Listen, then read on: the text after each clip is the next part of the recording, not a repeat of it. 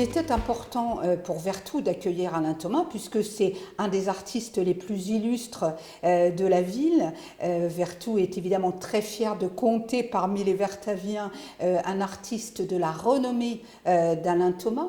Et puis quel autre endroit, mieux que Vertou, pourrait, comment dirais-je, valoriser le travail d'Alain Thomas, puisque c'est une ville qui est naturelle, très verte, bucolique. Donc l'écrin qu'est Vertou sert forcément l'œuvre d'Alain Thomas.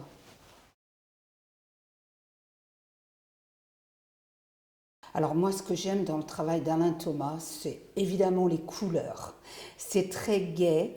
Et puis, cette peinture, elle est accessible à tous.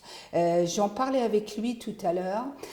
On regarde certains de ses tableaux, il y a tellement de détails à découvrir. Alors déjà, on apprécie l'œuvre en la regardant dans son ensemble, mais quand on s'y attarde, il y a toujours des petits détails qu'on a ratés. C'est vraiment, il faudrait y passer des heures pour voir tous les détails. Alors évidemment, quand on a la chance d'avoir Alain Thomas à côté qui nous explique pourquoi il a mis ses oies à cet endroit, pourquoi il a mis des kangourous, pourquoi il a mis... Voilà.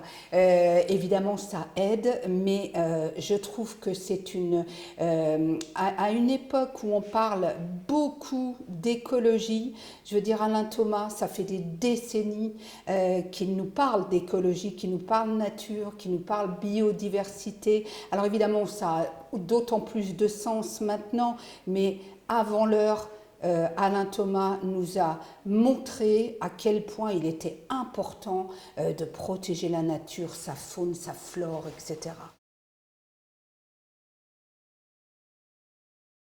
Peu de gens savent, alors maintenant évidemment plus avec Lucia, mais peu de gens savent qu'Alain Thomas est vertavien, habite Vertou depuis maintenant, je crois, près de 30 ans. Je pense que le public a été déçu par l'annonce qui a été faite de la suppression du spectacle Lucia sur la cathédrale de Nantes, tout au moins pour l'instant, et le fait de savoir que justement en cette période pré-Noël, puisqu'on est à un mois de Noël, eh bien, ils allaient pouvoir se replonger dans l'univers Alain Thomas. Et puis beaucoup de gens eh bien, ont découvert effectivement qu'il était de Vertou. Je pense la fresque de Lara y a joué pour beaucoup. Eh bien, voilà, il y a ce sentiment de fierté. Et puis tout le monde aime l'œuvre d'Alain Thomas. Mais tout le monde, qu'on soit, quel que soit notre âge, c'est tellement gai, tellement coloré, tellement... Enfin, je veux dire, il n'inspire pas la tristesse. Voilà, il inspire la gaieté, la magie. Enfin, c'est vraiment... moi, je trouve son travail vraiment... Enfin, je pense avoir convaincu, mais je suis une grande admiratrice du travail d'Alain Thomas.